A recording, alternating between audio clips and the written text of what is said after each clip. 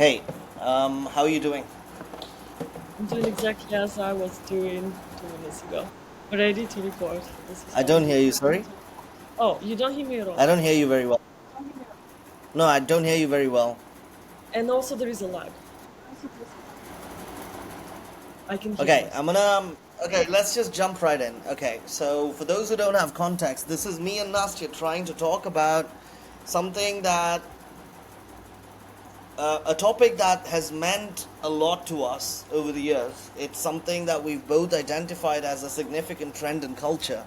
Um, our own positions on the topic have varied. Our discussions on this topic have taken numerous forms, but today we find ourselves like sort of systematically discussing this topic for the first time, which is um, political correctness, and more specifically, this growing trend um, that I'm witnessing in the world, that I have been witnessing for the last 10 years or so, that around policing speech patterns, like especially in the Western world, about how certain words are outlawed for specific races, for specific groups of people.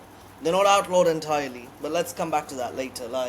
By the way, this is a really raw, unfiltered recording. I just have um, this pressing need to express myself on this subject and be checked by somebody I consider to be open minded and intelligent and also interested in these issues.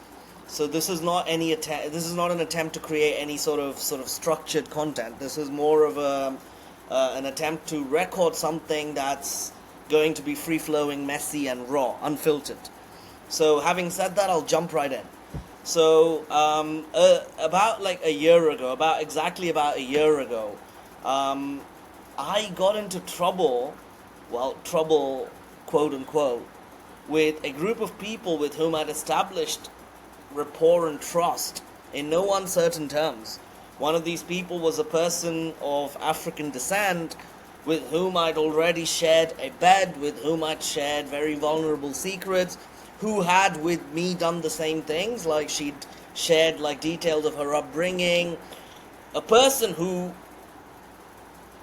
explicitly complimented me for the fact that somehow I seem to be the only person in her from her time in India who wasn't visibly disconcerted by her race when hanging out in public. All of this was established, and this other person in question was a person of European descent, a European citizen who presumably is a liberal of some sort, not of some sort, of the rabid sort, of the easily outraged sort. And I was having a very friendly conversation within this group where I referred to myself, and I repeat, myself as nigger, and that caused visible outrage with the girl.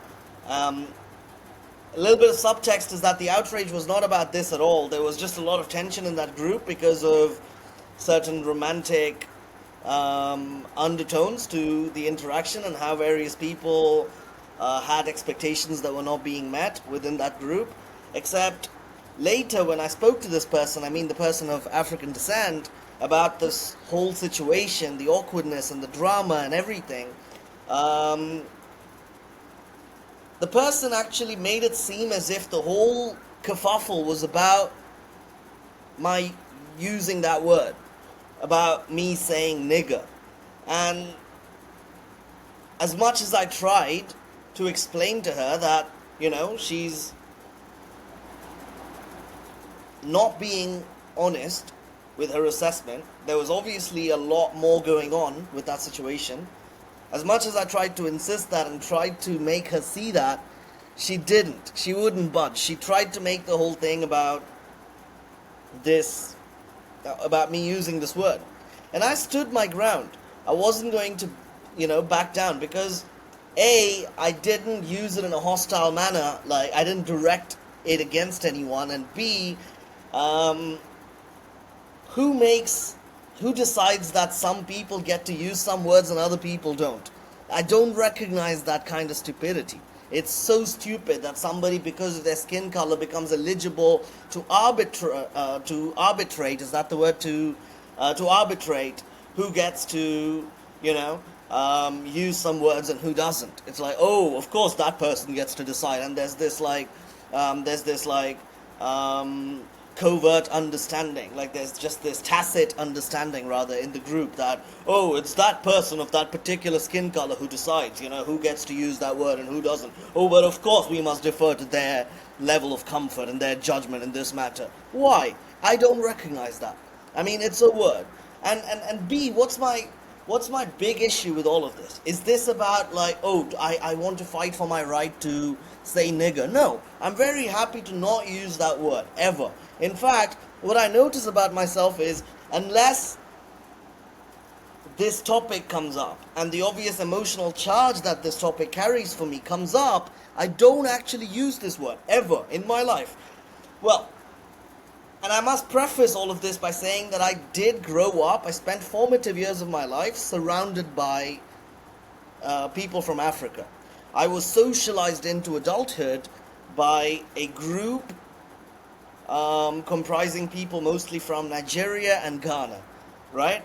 And this was my rite of passage that initiated me into adulthood. I would club with them, I would sleep with them, I would have sleep in the sense I'd have sleepovers with them. We would be naked amongst one another, like we would drink together, we would smoke weed together. These were people I grew up with in every sense of the word. And I don't recognize the foreignness of these people, which is not to say that I don't recognize the foreignness of people. I do.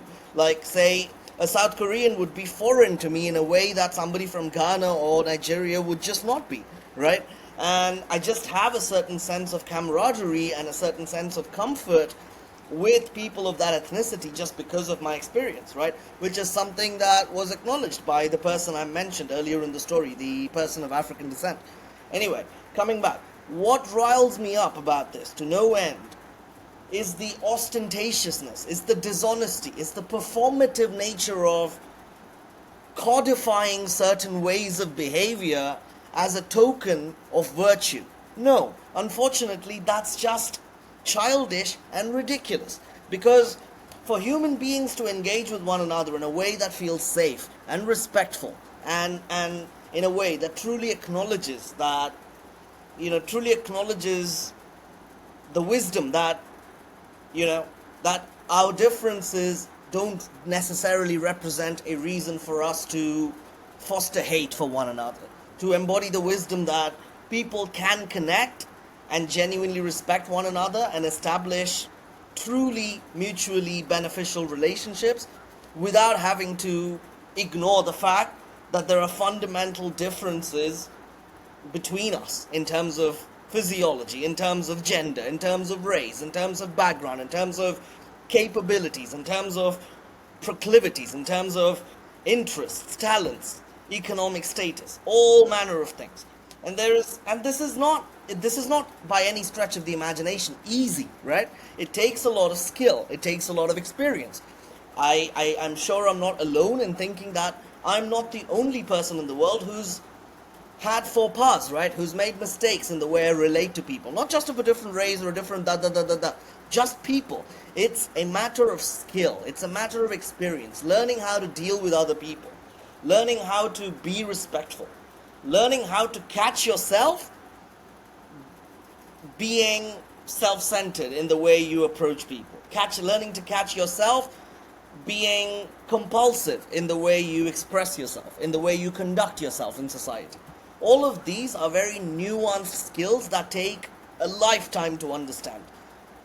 Like, in the best of cases, these are not skills that you can just pattern and teach to people as like codified performative acts that they can perform, And to say that, you can make a society more inclusive or more diverse or more wise by excluding certain kinds of words from people's, dictionaries and from, frowning with judgment and condescension upon certain, pre-approved,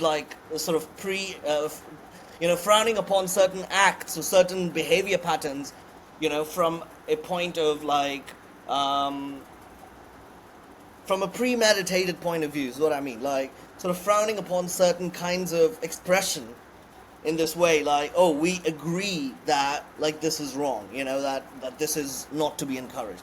That really angers me. Why does it anger me? Because it infantilizes the truth, the complex truth of human relationships and human history.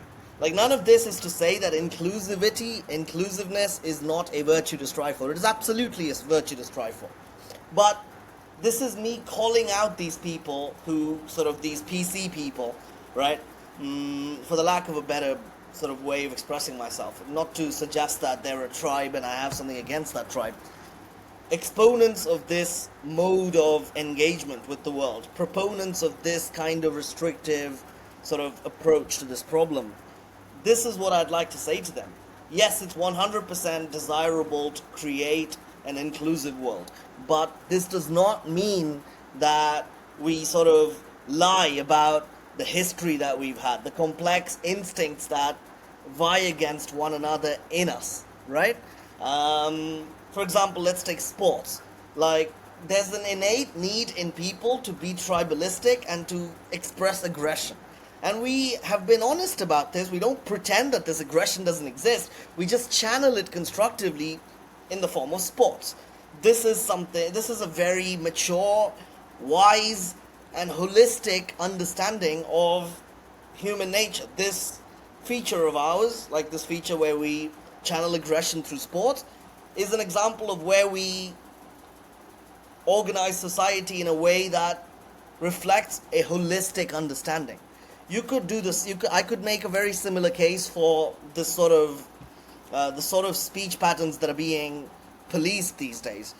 Making making racist jokes, and I have to be careful here because I don't mean hateful jokes.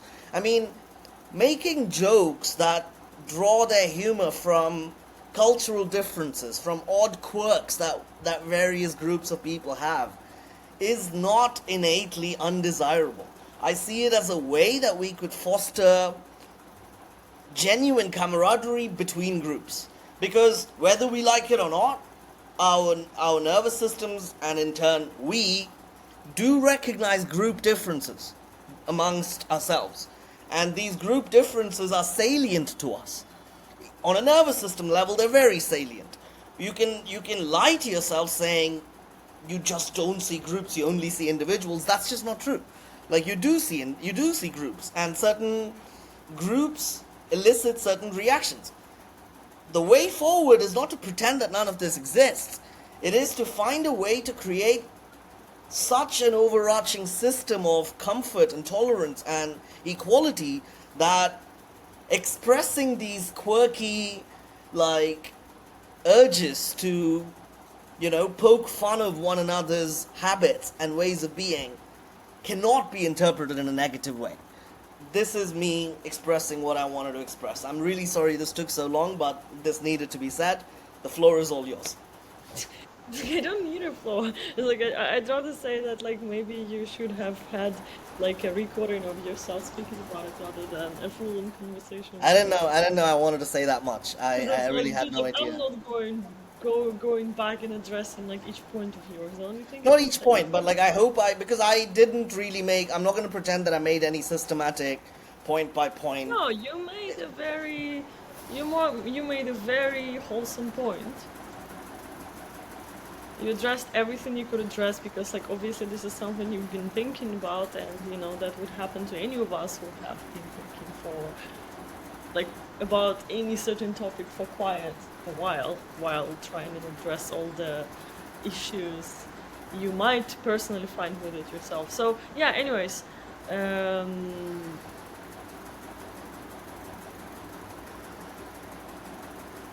I absolutely agree with you, but this is why I'm saying, you know what, sometimes maybe don't say nigga, because it all depends on the context, right? It's like, and also throwing nigga everywhere just because it's your way of attacking this particular issue, you see as just a reaction. But it didn't attack any issue. I mean, let's talk about what happened today. Can you briefly fill us in on what happened today while I find my Not to charger? 1 second. be honest, I cannot. I mean, you just said nigga, and to be honest, it's not about like even. It's not like I don't think that you were offensive at all. I just thought exactly.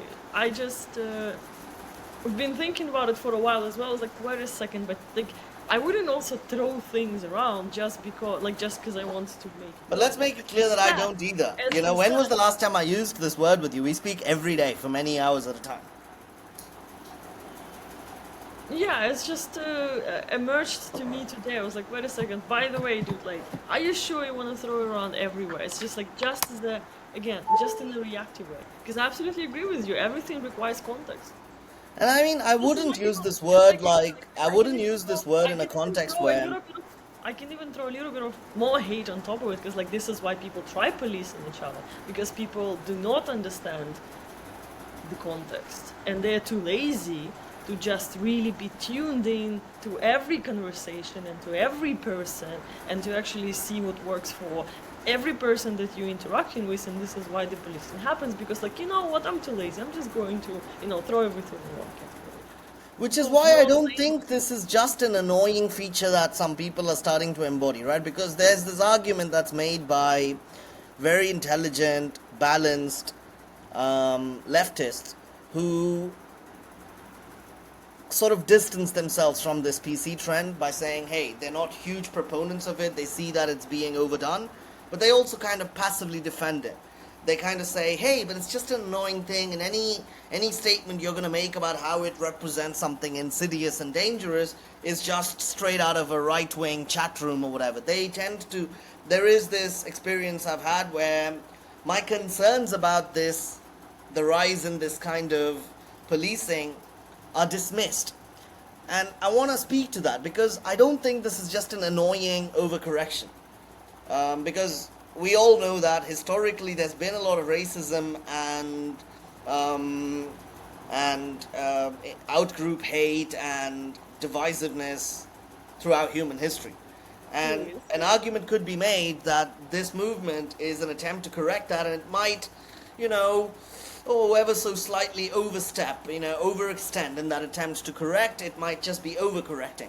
I disagree. I think I'm deeply concerned about this, not because it's annoying, because it's dangerous. It's dangerous to tokenize virtue. It's dangerous to simplify the complexity of human interactions, and it's extremely sinister to foster dishonesty among people. Dishonesty not in terms of saying false things, but normalizing performance rather than authenticity. Normalizing speaking a certain way while feeling another way. No, but this is exactly what I'm trying to address. Is like, we're not speaking about, okay, we like, you just coming from it, oh, there is this center, there is this certain like so-called force that drives people to be inauthentic, and I'm just saying, yes, it's within, it's laziness, and it's when you're lazy and you actually don't want to open up and interact with people and see what works and what's not. This is why it works. You see what I mean? This is why it can get you. This is why you're like, oh, it's No, but am I communicating my bigger point adequately enough? What I'm trying to get at is, I think there's a very sinister, insidious underbelly to this entire movement. I think there is a very hostile agenda that's being masked as inclusiveness and tolerance and equality. Well, all I can say for sure is that people who've been particularly proactive by pushing those agendas are extremely goddamn hostile. And I don't like them as they would be. This is I can say for sure. Yeah, but there's a larger takeover of public spaces. There's a larger takeover of intellectual spaces, where I feel like a lot of people who don't feel very strongly about this are just being bullied into submission, where a certain way of being, a certain way of acting, a certain way of speaking, a certain way of thinking is being encouraged to the point where it's literally creeping over. There's a subtle takeover of people's minds. Like there's It's become a force that limits people's imagination, that limits people's thoughts. And so this has become like a shackling influence, a repressive influence on the minds of people, which is like curtailing the fundamental freedom of expression and thought in a very profound way. I don't think I'm communicating myself adequately, and that's okay. We can address this No, another time as well. But fine, yeah, and besides, I'm pretty sure it's going to come up again and again. Is like I'm just going to kind of backing it up and just to repeat whatever I said before. It's like it almost seems to be like someone took a very beautiful phenomenon, which is inclusiveness, and made it absolutely um, perverse. Am I using it correctly? Yeah, because it's like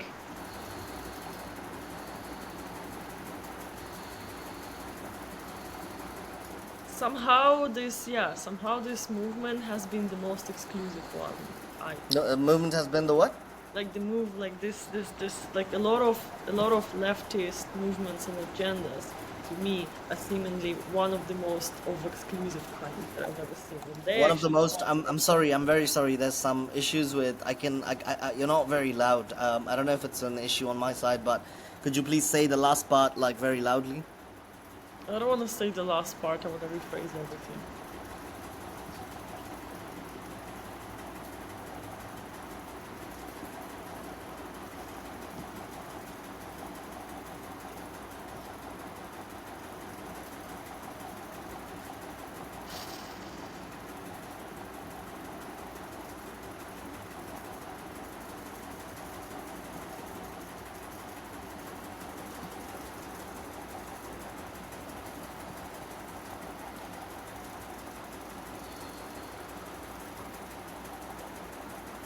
I don't know why I can't do it. I actually done it before.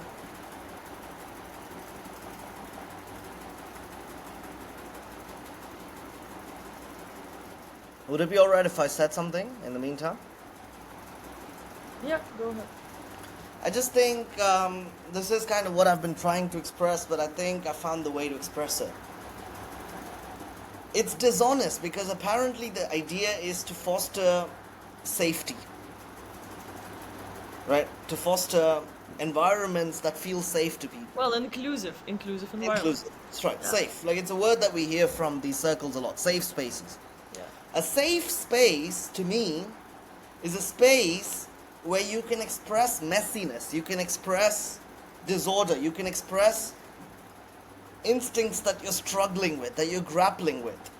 You can express things that might not be perceived in a wholesome way by many people. And you're allowed to process these things without causing harm to people, without resorting to violence, without resorting to forcefulness. That would be safe. But to insist that certain words and certain patterns of expression are off limits, and this is being done in the interest of safety. Well, you mean just as a rule, Yes. as a absolutely harsh rule. You can't express certain viewpoints. You can't express certain questions. To even say, hey, are we sure that transgender people are victims, or maybe they're making decisions that are suboptimal? And I'm not even sure this is a question I have in my mind. I'm just saying, but just to say this statement, to Can you articulate say this it? statement. I don't think you're being correct by saying this, but can you even say it? Right. Can you say it and then have the time to like, you know what? Maybe we can talk Yeah. about. Wouldn't this, that be a safe space? A space that allows me to have this idea. Yeah, this is actually quite catering to what I was trying to say in the worst way possible. That is like exactly, and maybe that is something to it where people say, oh, it's a safe space. It doesn't mean it's inclusive. It Right. doesn't mean that. It's just like it's highly policed, and it's just like you might as well just like not exist in those safe spaces because like you're not existing there. Yeah. There's no root cause. Because those places don't foster any thinking. Because thinking inherently, and we both know this, because we know that it's very difficult to not be dumb. We're constantly embodying stupidity in so many ways, on so many levels. Every day we work hard to make sure we're less stupid. And the progress isn't even linear. It's so difficult to break out of the shackles of one's own stupidity, to make sense of the messy experiences we gather in life, to to counter the tendencies we have towards self-deception, towards like not wanting to see things that are unpleasant to see, to contend with all these tendencies and the messiness of being human and the limited nature of our faculties and our intellects, to kind of contend with all of this and to sort of gather our experience into meaningful frameworks. This is a messy process, and we know this. This is a messy process that's inherently fraught with non-linearity, with slowness, with the propensity to make misleading turns. To it can be circular. It can be a bit back and forth at times. It's messy in every way possible. For people to integrate their real experience and to unearth real felt wisdom from the depths of their own being is inherently a messy endeavor. To stop people from expressing messy thoughts or say messy things or say things that potentially aren't the most wise things to be said is to actively interfere with this process.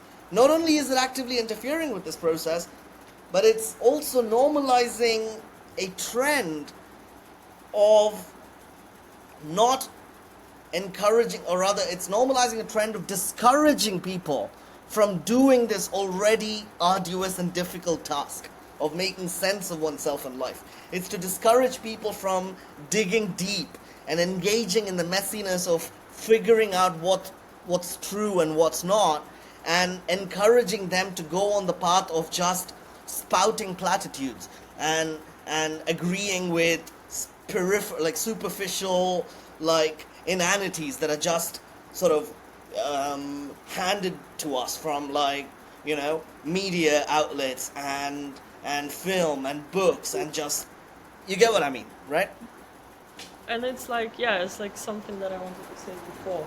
It's the same thing where you meet a person and this person up tells you, "Oh, those are my trigger points. Please don't mention them." Sure. You get off. It's. Are you a child? Are you a child? Are you a fucking child? No, that's it. That's it. I think this perversion is what I'm really concerned about. This whole thing. What concerns me the most about this whole trend is that it's normalizing an infantile attitude. In fact, it's encouraging infantilism among people. Yes, and I think this is kind of, this is the point that requires a little bit of silence after this without making it less harsh, because this is how it fucking works. We're speaking about people just interacting with each other, saying things. Real virtue is so hard to obtain. It's just about the process of you aligning with how you feel and what you say. This is just basic. And there's no shortcut to this process, and there's no way to just make this happen for entire masses of people.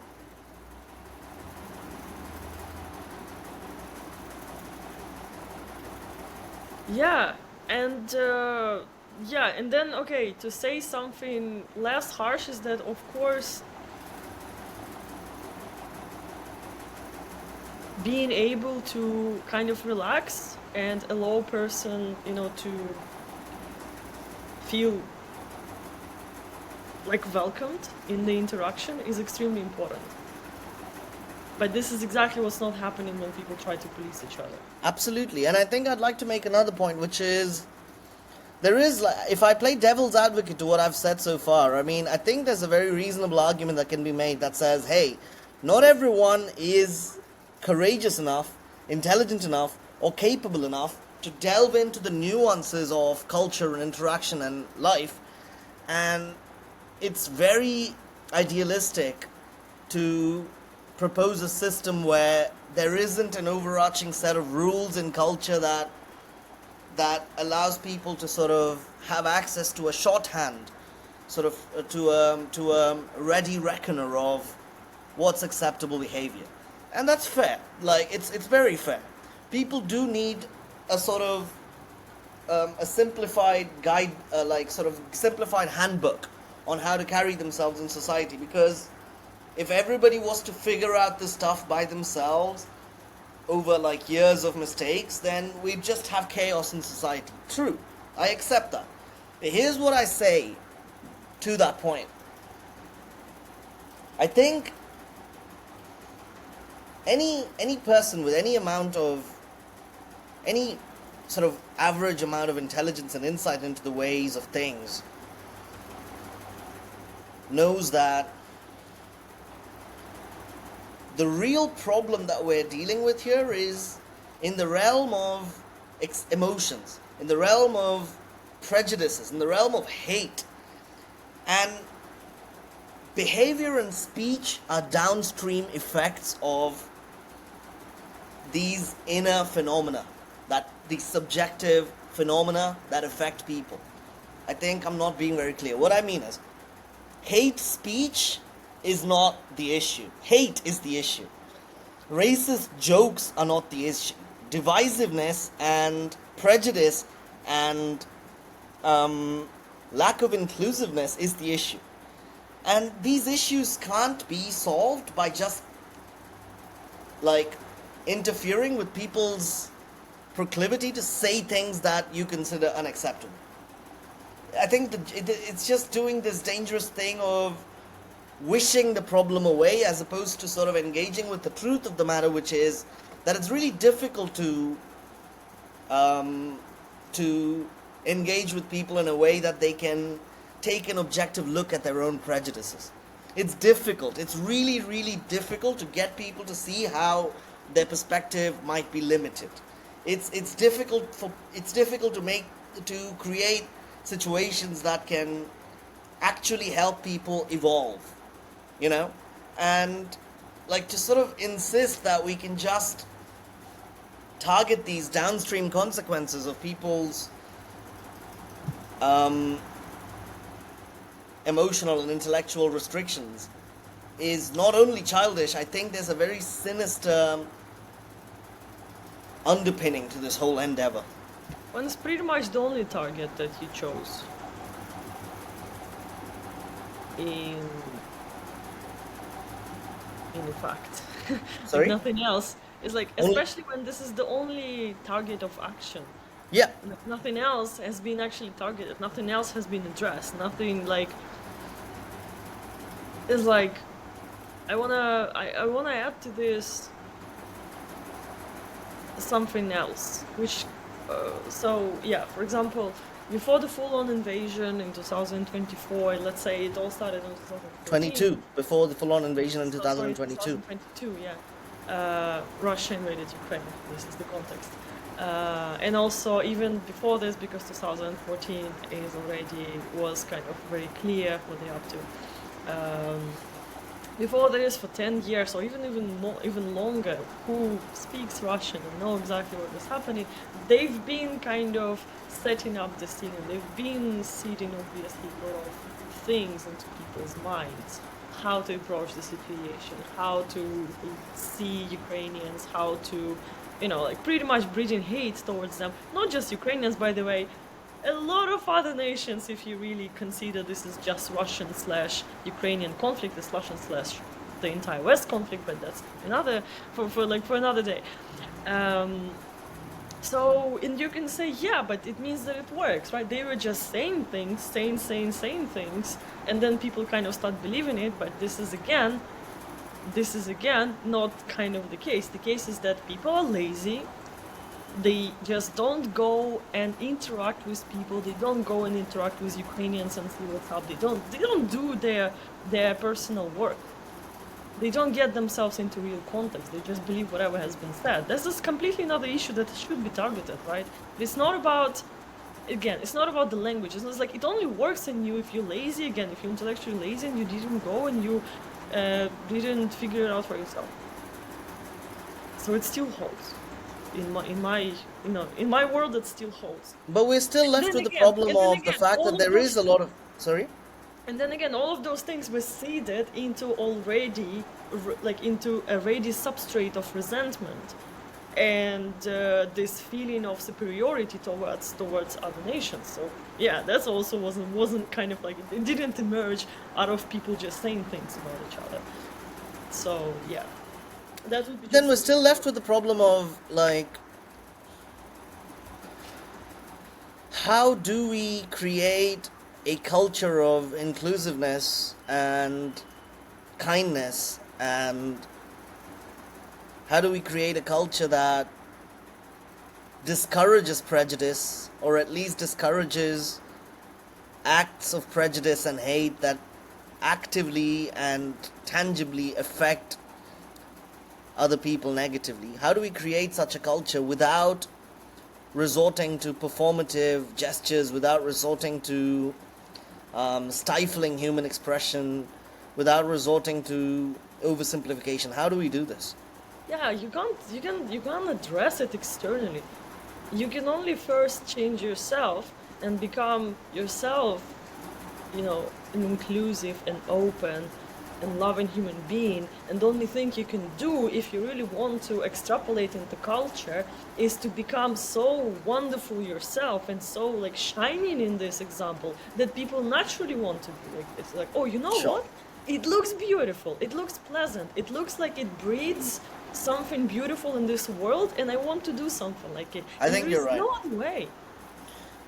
I think you're Go right. I and think write it a book starts with that. about I it think it and starts see with what that. it looks. You are nailing it. I don't disagree with you one bit, but I think there's more to be done than just that. Yes, you become like that as an individual, but you still haven't solved the problem of the fact that the world is full of people that have certain tendencies, and these people don't just have these tendencies. They have a lot of they embody a lot of great traits. They embody generosity. They embody love, but they also carry a proclivity towards certain negative behavior.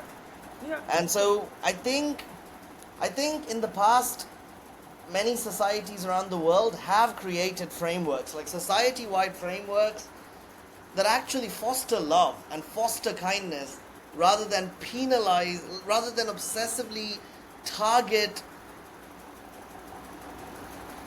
speech patterns and behavior patterns and signals that tokenize, that symbolize certain viewpoints. Or how?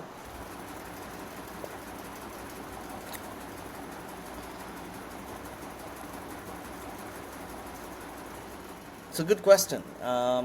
You've got me there. I think I need a minute to gather my thoughts on this. I just think, well, obviously, scale plays a huge role here. Like, it's definitely easier to do this when you're talking about doing it within a village, doing it within a tribe. You can just,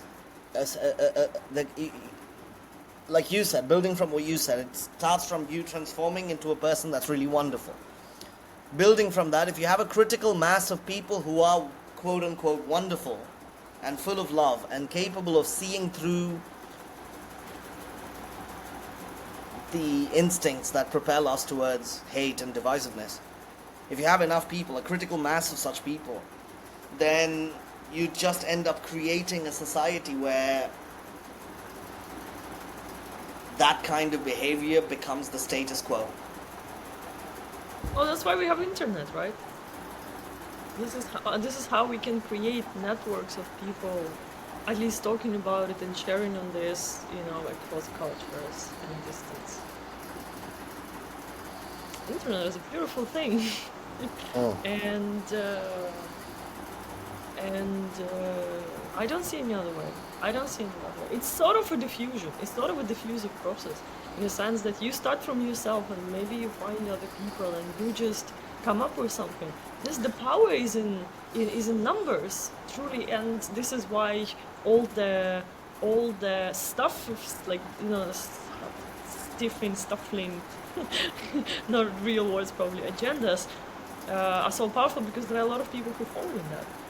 Which is, having said that, I also think what we're doing right now, I see even this as a very essential thing to combat this disease. I mean, I'll call it that. I mean, in a sense, because you see, To call I this out, to call out the idiocy of what's happening, what's being presented to us as a solution, to objectively and honestly call it out for its flaws, is an important step.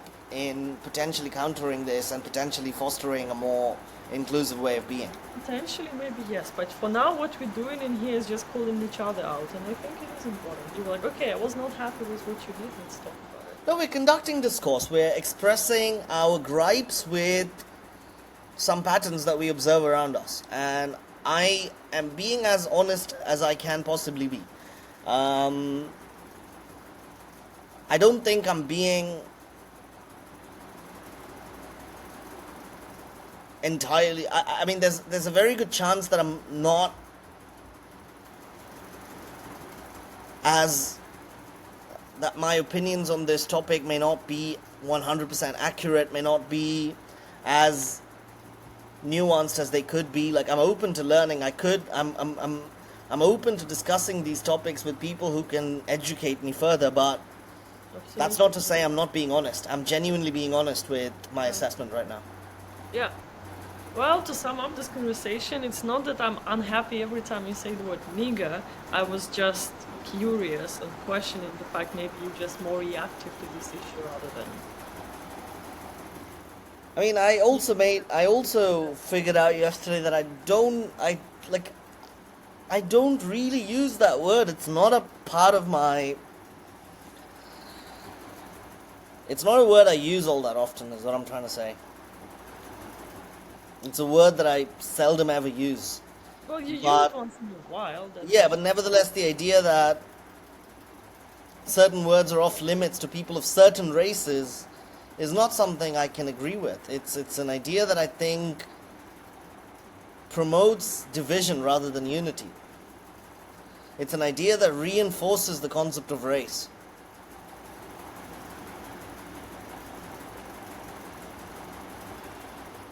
And just the idea that words ought to be banned, the idea that ideas can be banned, that words can be banned, that substances can be banned, is an idea that history has shown us time and again doesn't work.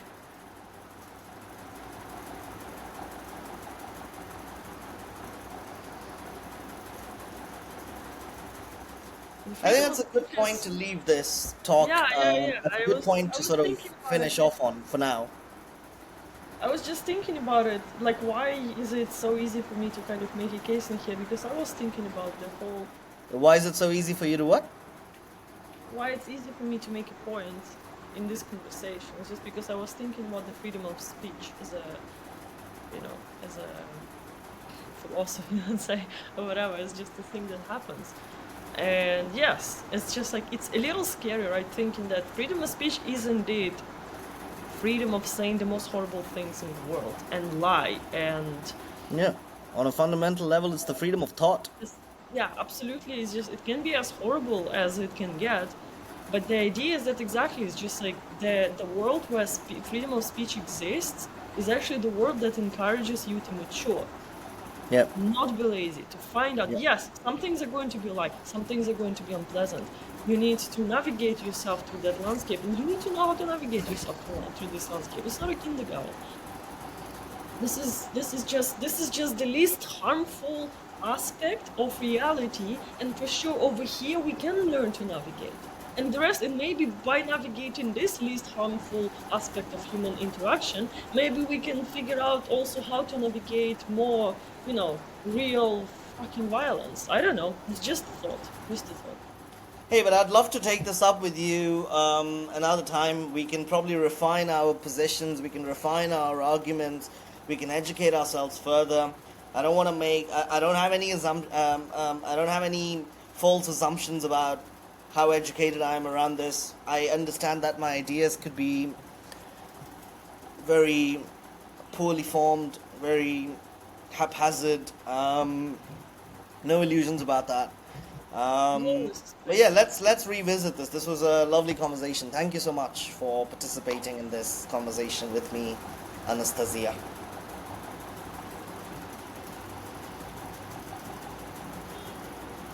Peace.